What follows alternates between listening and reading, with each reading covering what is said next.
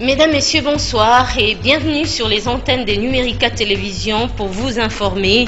Le VIH-Sida et autres maladies non transmissibles au cœur de débat ce mois à l'Organisation mondiale de la santé en République démocratique du Congo. Les portes de l'Agence du système des Nations Unies étaient ouvertes ce week-end au public. Enjeu, conscientiser davantage sur les possibilités de survie au sida. Détail à suivre. Les Congolais, avec le moyen du bord, ont trouvé leur créneau pour aider les femmes à préparer les feuilles des maniocs. Les moulins à Pondou se révèlent comme une innovation technologique jusqu'ici en dépit de son caractère controversé. Indiscutable PME, ce moulin facilite la tâche aux ménagères et aide le jeune à nouer les deux bouts. Nous vous emmènerons dans ce journal au marché de la liberté à Massina où les idées ingénieuses bouillonnent. Voilà tout pour les sommaires et encore une fois, bienvenue à cette édition du journal. Tout d'abord, cette nouvelle, l'armée congolaise a interdit toute circulation durant la nuit sur l'axe routier Bunia-Luna, long d'environ 160 km qui mène vers le Nord Kivu. Le commandant second du secteur opérationnel des FARDC qui l'a annoncé aux sources onusiennes justifie que c'est pour préserver les usagers de ces tronçons d'attaques d'hommes armés. Selon les autorités militaires de l'Ituri, des hommes armés profitent de la nuit pour commettre des exactions sur ces axes routiers. La même source indique que les véhicules et les motos qui empruntent cette voie la nuit sont souvent victimes de ces attaques. Elle a précisé que cette mesure est provisoire et ne pourra être levée qu'après la maîtrise de la situation sécuritaire par l'armée régulière. Et la société civile qui salue cette décision parle d'une dizaine d'attaques et cambriolages déjà enregistrés sur ces tronçons en l'espace de 2 mois. Au large de la célébration de la Journée internationale du sida, je vous le disais, l'Organisation mondiale de la santé a organisé une journée d'information et d'orientation pour le staff et leurs dépendants. L'OMS voulait, à travers la journée, informer les gens sur le VIH-Sida et les maladies non transmissibles. Occasion également d'organiser gratuitement des tests sérologiques pour plutôt un dépistage volontaire. Félix Ilunga et Doudou Kassouba. Le mois de décembre est consacré à la lutte contre le VIH-Sida. Les structures sanitaires ne ménagent aucun effort pour informer les Congolais sur comment mener une vie saine. L'OMS a organisé une journée pour sensibiliser aux diverses maladies, en l'occurrence le VIH-Sida, le dépistage volontaire et des maladies cardiovasculaires. Selon le représentant du Programme mondial pour l'alimentation, la santé fait partie d'un élément de la vie. Je pense que pour moi, c'est la joie de vivre. Mais la joie de vivre avec responsabilité. J'essaie de faire de le sport, certainement. J'essaie de jouir, j'essaie de manger moins de tout ce qu'on dit, la viande rouge, mais un steak par semaine, je me le fais et je me le mange avec un énorme plaisir. Alors voilà, je voudrais mettre la question de faire de la santé un élément aussi partie de la joie de vivre. Et comme ça, on va réussir. Ça, c'est ma recette. La lourde responsabilité revient au gouvernement congolais, déclare-t-il. Il faut que les autorités congolaises se rendent compte que si on n'a pas les informations de base, on ne pourra pas en fait tenir un budget qui est continuellement en train de se décaler vers le bas, un contrôle. Ça veut dire si on n'arrive pas à contrôler les maladies non infectieuses qui en fait deviennent chroniques et puis après que le système de santé va dépenser pendant toute l'histoire de la vie de cette personne, on n'aura pas l'argent pour pouvoir faire la recherche, pour pouvoir sauver des vies dans le futur. Donc la prévention dans le cadre de la connaissance. Je pense que là c'est extrêmement important. Après avoir reçu l'information sur différentes maladies et les précautions à prendre, certains volontaires se sont fait dépister sur place. Vous êtes fait dépister? Oui, je me suis fait dépister. Vous n'avez pas eu peur? Non, je n'ai pas eu peur. Pourquoi? Parce que c'est pour ma santé. Moi, je ne trouve pas important de refuser de ne pas faire ça. La journée organisée par l'OMS a coïncidé avec la journée mondiale des volontaires célébrée chaque 5 décembre. Le professeur belge Jos O. Martens. À l'honneur ce samedi, l'université de Kinshasa lui a octroyé un diplôme de docteur honoris causa, un titre sollicité par le conseil facultaire en raison de sa contribution légendaire au développement de la science dans le domaine pharmaceutique et son apport à la formation de l'élite congolaise. Il compte dans son actif de recherche plus de 400 articles scientifiques. Félix Ilunga et Emani Tango. Les bienfaits passés restent gravés dans les mémoires. Le professeur belge Jos O. Martens a été fait docteur honoris causa par l'université de Kinshasa. Ce sont ses mérites qui lui ont valu ce titre honorifique.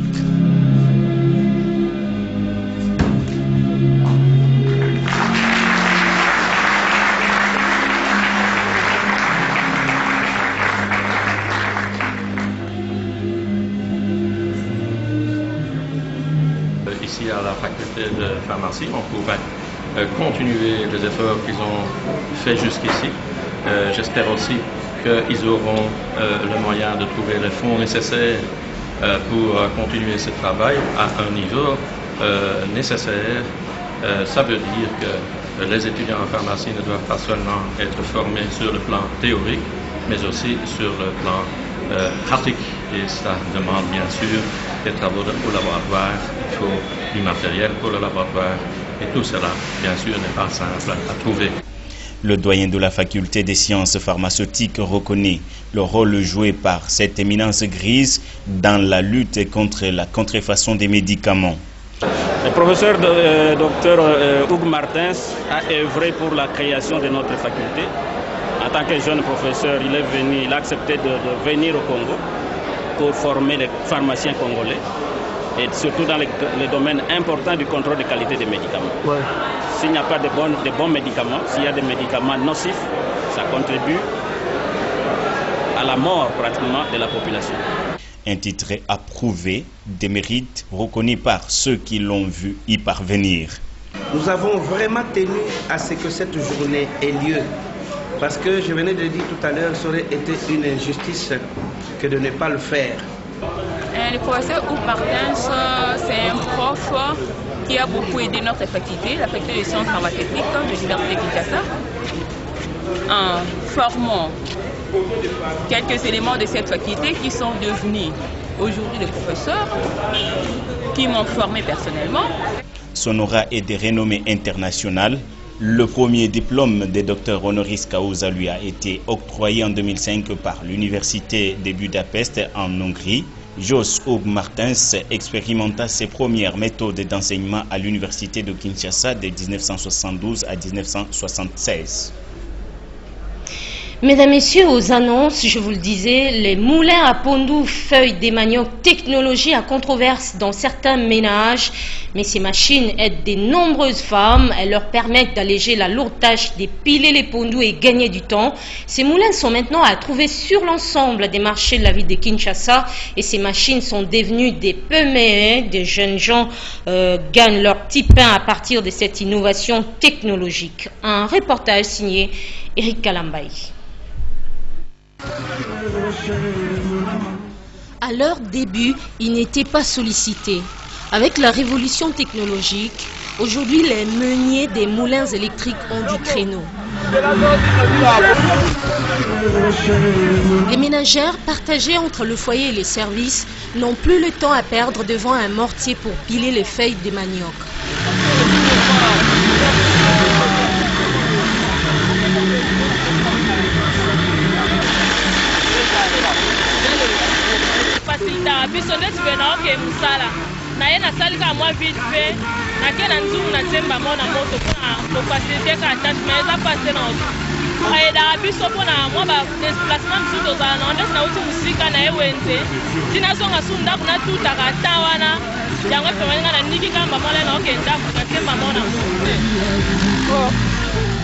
La multiplication des moulins à pondou feuilles de manioc dans les marchés de la ville est phénoménale. Les machines se sont tellement démocratisées qu'elles ont fini par influer sur les mœurs et les modes de vie des ménages congolais. Un travail à risque. difficulté to put an ango ezebele.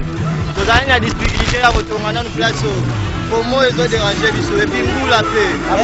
À cause de marché, va dire la biso du Gambo. Va faire ça biso en attendant tout ça là non ça là. Fallait que nous garder privé à cause de biso va biso va faire ça biso place. Bon, faut tout d'abord on a une expérience makasi pose au côté. Tout d'abord moi na suka yesi katopesa yena musala ote kwa banda unika. Ah, faut aye bana nusimanango abanda po sinote na ebandeli bako akokata na musala. Difficile de prédire sur les dangers de cette innovation technologique à Kinshasa, mais avec ces moulins à Pondou, les jeunes meuniers réussissent tout de même à joindre les deux bouts.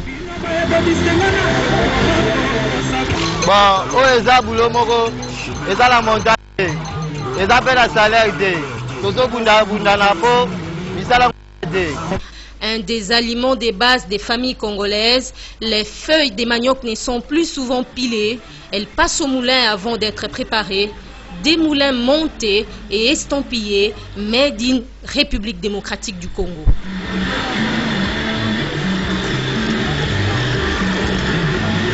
Toujours dans cette partie de la capitale où la série d'orages qui s'abat à Kinshasa met à mal la quiétude de certains habitants, la plupart des quartiers marécageux en font les frais car ces pluies qui entraînent inondation apportent aussi un lot de malheur. Nos reporters étaient au quartier Mapela dans la commune des Massina. Là-bas, croyez-moi, les spectacles sont tragiques. Certains ménages sont à la belle étoile. Eric Kalambay. On n'est pas surpris par cette inondation au quartier Mapela à Massina. Dans cette partie de la ville de Kinshasa, les eaux des pluies prennent toujours le contrôle des parcelles après chaque averse. Cet homme est venu chercher sa famille. Devant lui, une frontière s'impose. L'eau a tracé une démarcation. Pas possible pour lui de gagner l'autre rive.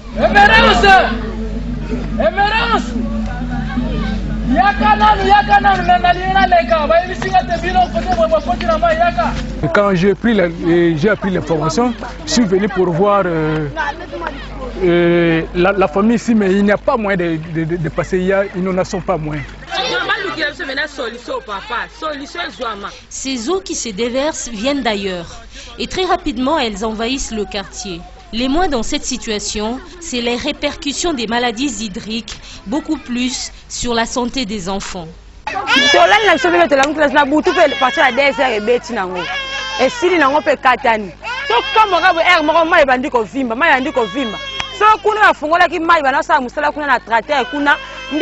makambutu yango mona yeli biso na sokoto événement tina banda ku biloko bebi to comprendre te koto so elingini donc soki mai kaka mbule beti be pas il faut mai vimba traiter efongoli kuna nde mai nyoso yeli biso koto to bite sikata okima na bana.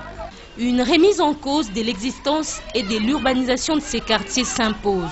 L'inondation vient mettre en exergue un des problèmes auxquels sont confrontés les habitants de ces quartiers. Un coin coupé de lui-même par les eaux des pluies, sortir de ces drames devrait être une exigence. Tout à fait autre chose, le jardin zoologique de Kinshasa s'est enrichi de 6 nouvelles espèces d'animaux, des oiseaux notamment. Le montant d'achat de ces animaux n'a pas été révélé, mais leur acquisition s'inscrit dans le projet de repeuplement du jardin en espèces étrangères. Situé au cœur du centre-ville, le jardin zoologique accueille également un nombre important de touristes chaque mois. Bertine Nyunzi et Serge Mitelesi.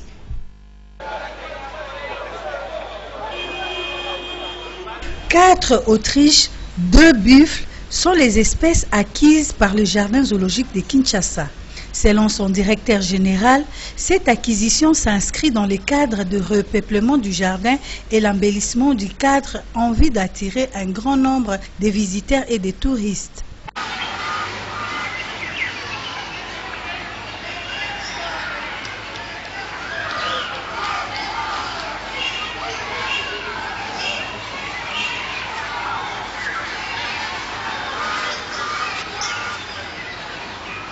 Nous sommes en train de faire certains travaux. Et donc pour nous, notre objectif, c'est de rendre le zoo les lieux les plus agréables dans la ville de Kinshasa pour visiter les animaux. Et donc c'est un milieu touristique qui est au cœur de la Gombe, qui est le centre des institutions. Et donc en fait c'est le miroir de la RDC. Et donc voilà pourquoi est-ce que nous sommes en train de marcher vers une vision qui a été prônée par les autorités et par le président de la République, la vision de la modernisation. Et donc le zoo est très vieux depuis 1938 et il n'a jamais été réhabilité. Et donc voilà, aujourd'hui nous sommes en train de faire des efforts pour essayer de le réhabiliter et de le mettre dans les normes, que nous puissions plus ou moins répondre à certaines normes comme cela s'est fait ailleurs. Et donc voilà, on ne doit pas s'arrêter là, il y a d'autres projets. Ces sites touristiques reçoivent aussi la visite d'élèves qui viennent palper du doigt les réalités étudiées dans leurs cours d'anatomie. Situés en plein ville de la capitale, ces sites touristiques emploient une soixantaine d'agents qui ont pour tâche d'entretenir les cadres afin d'une bonne conservation des animaux. Encore un nouveau gagnant au premier game, cette fois une dame qui a raflé le super jackpot dont la cagnotte s'élève à 14 700 000 francs congolais, soit environ 14 000 $ américains. Un hasard réussi pour elle en cette fin d'année. L'heureuse élue a reçu son enveloppe ce samedi. Elle n'en revient pas ses yeux. Hermione Yanvou, Eric Ndongala. Le temps s'est arrêté un moment ce samedi 5 décembre dans la vie de cette dame qui a requis l'anonymat. Pour cause, cette parieuse a gagné le super jackpot mis en jeu. Pour 300 francs congolais seulement, l'heureux élu a gagné la cagnotte de 14 700 000 francs congolais. Elle affirme avoir joué dans la commune d'Engaba. Comme il fallait s'y attendre, elle s'est dit comblée de joie. Parmi les chiffres, c'est quoi? On a reçu, on a pointé les chiffres qui normal, et on a gagné 14 700 000. Papa, maman est responsable de la mobile d'Angaï, maman a sauvé. Pour cette dame, le mois de décembre est porteur de bonheur. Elle invite les parieurs à jouer davantage car ce jeu peut transformer la vie d'un homme. Babeta, eza mamba solo, eza pena mamba solo ya kikukuma te, nga pena jimbongo, nga na tsaka tembe, mais lelo pena ngande pena nande na su pena mbongo. Donc nzamba ngenga na zo mbongo ko nga na ko témoigner. Babeta babanga te 300, mais lelo na 14 700 ya kikukuma te, ya kamvu. Donc ndele la pesi ngango ya ofele. Ya samatata. Quand beta aka mundele nzamba pambola le roi ndeti nzamba alekana nzela mundele ko ponga na 14 700 na apa mundele. Nzamba alekana nzela mundele pona ngai. Premier Games est un jeu où le parieur peut jouer moyennant 300 francs congolais. Il suffit de choisir 4 chiffres sur le 48. Une fois ces chiffres correspondent, vous êtes d'office gagnant. Premier Games est implanté à Kinshasa, Matadi, Boma et Lubumbashi. Sport à présent, le président de l'ASV Club était devant les professionnels des médias. Gabriel Amissi a établi un bilan positif pour son club après la phase allée du championnat national de la Linafoot. Gabriel Amissi a également rassuré que l'ASV Club se prépare pour bien jouer la Ligue de champions de la CAF en 2016. Occasion pour le président du team vert et noir de la capitale de demander aux V-Clubiens d'arrêter d'injurier les entraîneurs et les joueurs qui, selon lui, sont découragés à cause des invectives et colibés. Pour lui, les supporters devraient plutôt participer dans le développement du club en apportant leurs conseils et contributions financières. Mesdames, Messieurs, hors de nos frontières, au moins 27 personnes ont été tuées et plus de 80 blessés dans un triple attentat, voulais-je dire, suicide commis sur le marché de Louloufou, une île tchadienne du lac Tchad, a-t-on appris des sources sécuritaires à Djamena. Cette région avait été placée sous urgence le 9 novembre dernier par le gouvernement tchadien. C'était à la suite des précédentes attaques suicides perpétrées par les islamistes nigériens de Boko Haram. al-Qassam, groupe qui a rallié l'organisation de l'État islamique. Voilà qui vient clore cette édition du journal. Merci de l'avoir suivi. Merci également à l'équipe rédactionnelle et technique qui l'ont préparé. Bon week-end à tous et bonne suite des programmes sur Numérica Télévision. Au revoir.